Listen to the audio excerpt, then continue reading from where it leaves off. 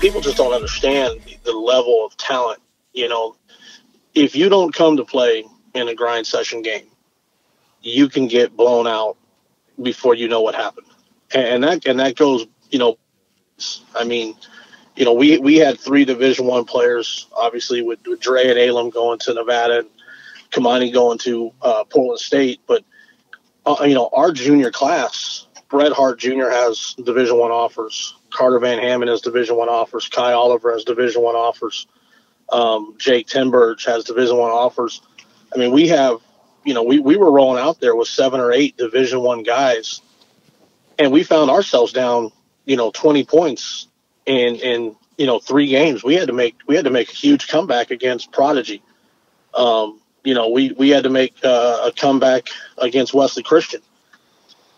You know, people don't realize that every one of these grind session teams, they're rolling out multiple Division I players. I mean, there's no other high school league in the country can say that. Yeah, like, and we were talking a lot earlier, and I had pulled up a video of him, and it was like, you know, he said there's going to be competition night in and night out. You know, it's not like Dacian's going out here and he's going up against, you know, some ticky-tack little kids. He's going up against some future pros. So it's like, you know, you can't run from this action. There's no running from it. You can run in normal high school. You can run in the state leagues or all that, but you can't run in the grind session, you know. Ain't none of that. Talk to me a little bit about Dre and Alem. You know, tell me a little bit about you know, how they came about going to Nevada, and you know how it's been being able to coach, you know, those 2 D1 kids, and Kamani also. You know, the nice thing for I think this year's team was those 3 guys. You know, as our big 3 had come up together and played together. AAU, they've been on the same club team for a couple of years, so it gave them a little sense of, you know, we can rely on each other. You know, we've been through big battles, we've been through these things. Dre's toughness, it really was kind of the backbone of our program. You know, that'll be, in my opinion, going into year 2, the biggest thing we have to overcome is who's going to bring that night in and night out. You know, when we were in the locker room or before any game we played, we knew no matter what happened, Dre was going to get a double-double. You know, it didn't matter how highly ranked the other guy's big guy was, or, you know, how good he was. We knew Dre was going to provide that double-double. We knew he was going to control the paint, and we knew if one of our guys got knocked down, someone on the other team was going to get knocked down too. You know, and that was because of what Dre provided. You know, Kamani is a guy that picks up 94 feet. You know, he gives you effort. You know, every minute he's in the game. Like, you never have to question how hard Kamani's going to go. You know, he's going to get to the basket. He's going to get free throws. And then Alem, you know, he's a guy that you have to know where he's at on the floor. And I think every team we played, they knew who Alem was. And, you know, he struggled in a few games, but it was one of those things where if Alem hit 2 shots in a row, he was going to hit 10. Yeah, that first tournament, you know, down at Duel in the Desert, Alem definitely put on a show. And he was hot from the 3-point line. And I feel like ever since that tournament, it was like people watched their film about him, because there was not a time where they would leave him open at that 3-point line, and it's like you knew not to leave him open, because he will burn you from out there, you know. No, and that really for us, you know, that changed the entire year. I mean, with you have a guy like that you have to account for at all times. It opened up a lot of room for, you know, Kamani to get to the basket, for Dre to go to work down low, and really it opened up a lot of stuff for our guards. You know, Jake Murphy, Bret Hart, Kai, you know, those guys got a lot of times they got to face the second or third best defender on the perimeter, because you had to match up your top guy with Alem, because you couldn't let him get going. And you know, when you have a guy as talented as Bret Hart, or as talented as Kai Oliver, and now he's going against a third best defender, good things usually happen for us. And it's crazy because, every time I feel like when Kai stepped on the floor, like he really is, he got the under the radar player of the year award. But when he steps on the floor, people do really feel like he is an underdog because a lot of people don't know what he can do. So, it's like people look at him and they think, oh, he can just jump. He's just a warm up kind of kid. And then he'll come out and he'll get hot on you. And then he'll put up some points. He'll come out, dunk on you, give you a layup, shoot the mid range, shoot the three ball. And then you got to wake up. It's like, oh, okay, I see why this kid is under the radar. I see why they are giving him accolades because he at any moment he can step up and do something for you that some of these other guys can't do. Yeah, he led us in points per 32 minutes played. You and I, you did a lot of coaching of Kai in your time. And as does everybody, Kai is one of those guys that plays, with obviously his heart on his sleeve, and he's very, very emotional, and he's getting more mature each day, thank goodness. And but he's definitely a player that he could give you 25, 30 points, or he could give you 2 technical fouls in the first 6 minutes. And once that maturity, level continues to rise towards the end of the year, he started to understand the things that you can and can't control on the court. And, he finished the season really strong for us. We had a trip out to Wichita, and he had 28 points against Sunrise Christian, one of the top teams in the country. And he had 28 against Prolific Prep at the Crush in the Valley. So, he really showed up in some of those big games that we played. And, we'll lean on him heavily next year. He'll kind of be that guy that I think a lot of teams are, that's going to be the guy they're keying on to how to stop us.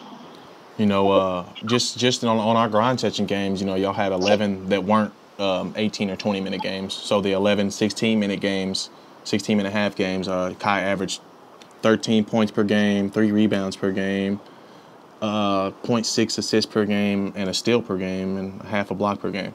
That's coming from a role player, that's not one of your top D1 guys at the moment, not one of your seniors, one of your under guys. Coming from that position, and you put up numbers like that, it's acceptable. It's something that should be talked about. Oh yeah, I think and then like I said, as there was a lot of times where Kai had to spend time on the bench because we just we didn't know what he was going to do next.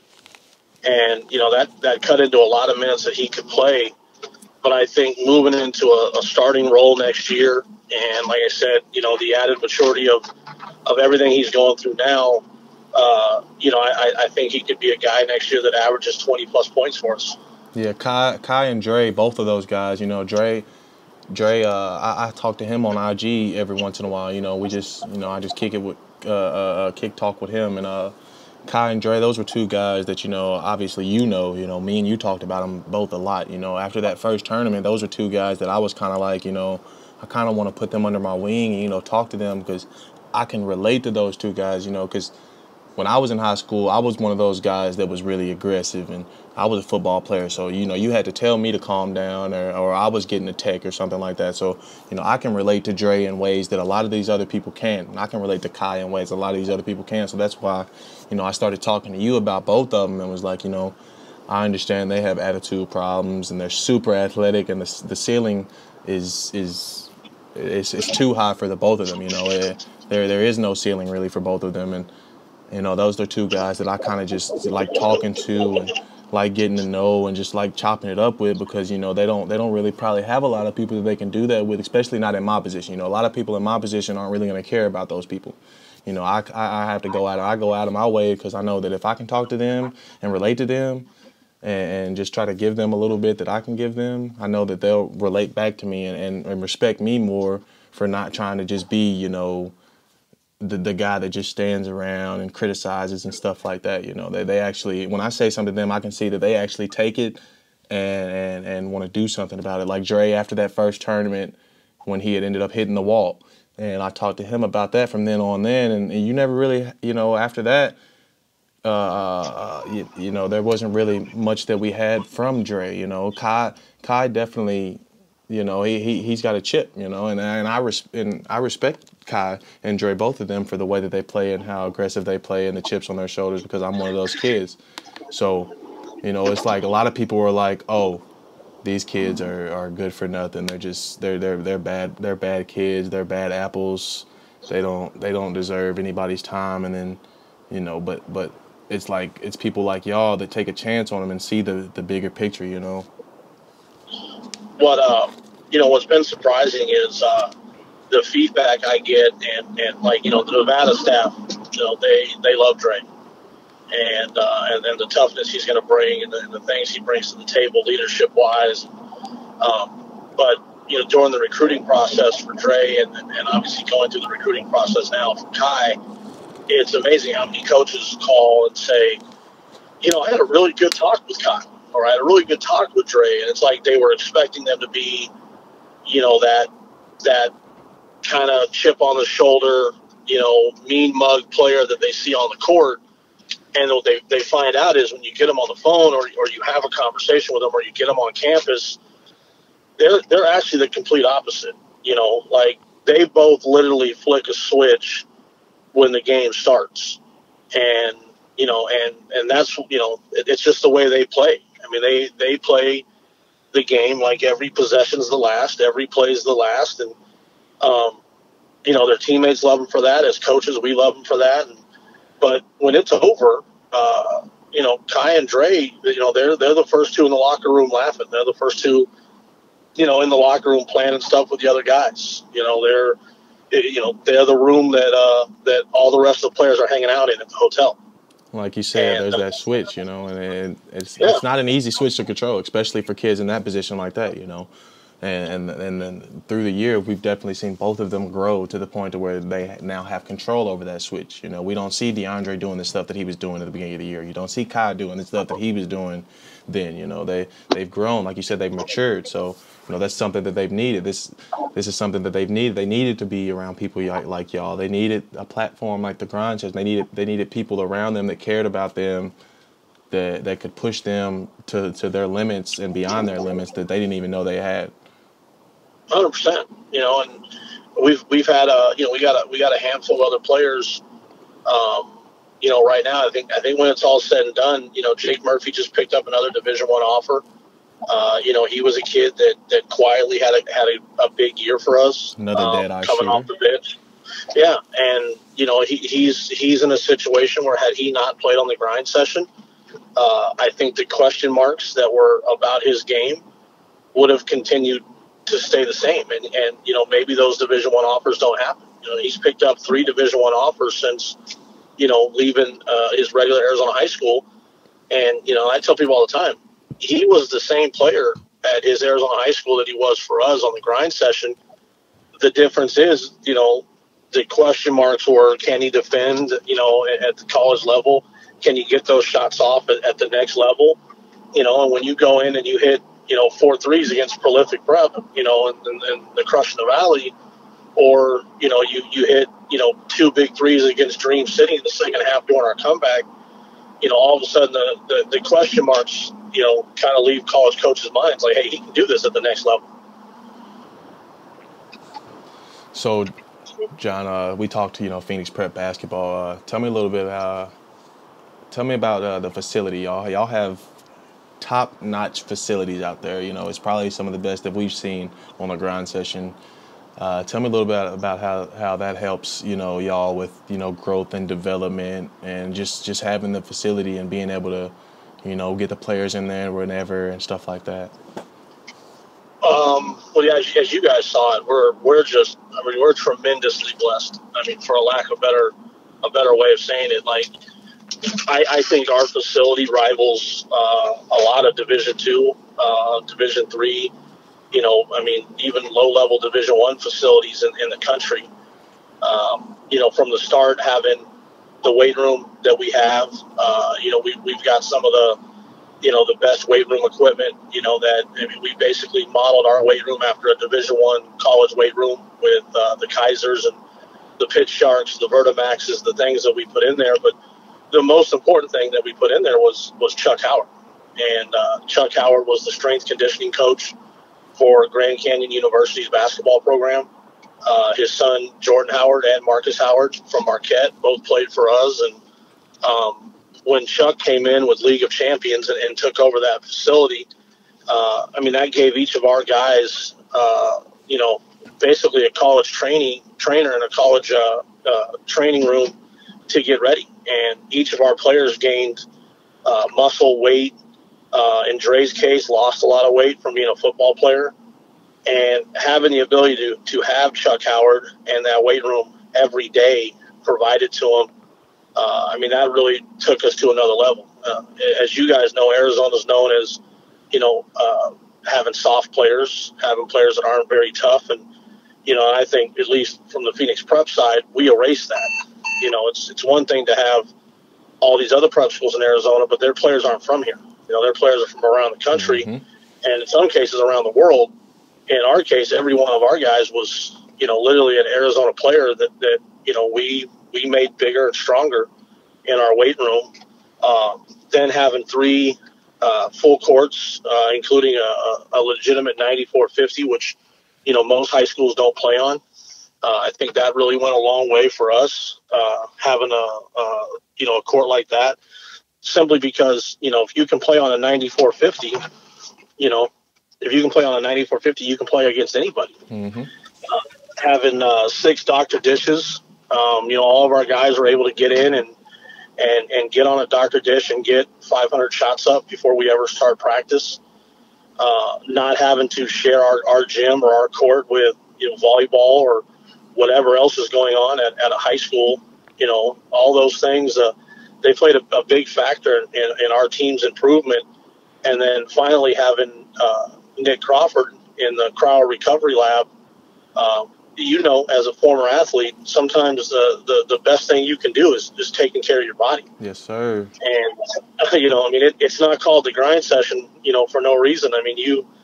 You fly out to Nashville on an early flight, and then you got to drive down to Marshall County, and, you're going to play 2 or 3 games against some serious competition, and you're gonna pack your 6'7", body back into a little van and drive a few more hours and get home, and you get maybe a day or 2 of rest, and then you're right back on the road getting ready to play, a junior college or somewhere else. Or in our case, we from Arizona, we played in Chicago, we played in Indiana, we played in Marshall County, we played in Calgary. So we were all over the map, and our guys, they're sleeping in airports and everything else. It's like a pro travel schedule. So sometimes just being able to go in and get a sports massage and get in the cryo chamber and get a localized cryo on your knees and ankles, like sometimes that's a better practice than actually getting in and practicing. Listen, I would have loved to have a cryotherapy machine at college, because all those old school ice baths, they get old. Sitting in that 30, 20 degree water or 30 to 40 degree water and just, soaking up after every game, after every practice gets old. Cryotherapy, I didn't get the chance to experience that until after I graduated, and I went to spend some time with one of my cousins. He has a cryotherapy machine, and when I got to go spend time with him, it was like, I feel like my athletic life on my body would have lasted a lot longer than, what I feel like I've lasted. That cryotherapy definitely helps. Yeah, that, like you said, and then, and I think we have, Coach Fausti and Coach Pappas, myself, I think we have a really good staff that understands load management as far as, when the players need a rest, when they don't, when we've got to go hard, when we've got to ease up, and just having your own facility allows you to have, a barbecue night, allows you to have a lot of film time. Our guys have a place that they know they can come and it's theirs. They don't need me to be there. They have their own code. They can punch in, they can come in, get up shots. We knew we were going to be successful when, we're on our third or fourth day off, and we're having to throw guys out. Like, hey guys, a day off means an actual day off. And that's the way it should be, especially, like you said, you're blessed to have facilities and in the situation that you're in, especially in the situation that we're in right now in this country. Like a lot of gyms aren't open. A lot of people can't get in to work out and stuff like that. So a lot of people are struggling to try to find gym time. But, when you got your own facilities, it's not something that you have to worry about. And it makes it easier on you to get your grind in and get your toughness in and to get better for you because, there's people out here that aren't able to grind and get their work in, so they're making excuses and stuff. So, but y'all don't have to make that excuse. There is no excuse. You got it there. You got the opportunity, and the fact that your guys are taking advantage of every opportunity they have. Like you say, you have to kick guys out the gym, and that's a good problem. That's not a problem that I'd rather be having to kick guys out of the gym than having to go pick them up from the streets or something, trying to bring them in the gym to get them away from that 100%. trouble. It's a good thing that I got to kick him out the gym. That means that, something that somebody has said to you eventually in your life has pushed you to work even harder than, anybody else. They understand the concept of hard work beats talent, Yeah. And lastly for us was, give a shout out to, my guys at Pro Drops and my guys at Mad Fresh. Obviously I know you're a fan of the Pro Drops. Yes, you guys had them when you were down there, and I've got some berry ones heading your way that finally came in, and our guys have that stuff. Like they've got that provided to them where they're able to drink their Pro Drops, and it's a much better situation than drinking Gatorade or these sugary drinks. And Mad Fresh does all of our meal prep for our guys, and they help Dre go from 265 to 220. Providing one of the best linemen in the country. Yeah, I remember you telling me about that, Coach. We got about 45 seconds here, so yeah. Just tell me how you feel about next year on the Grind Station. What's your outlook going on right now?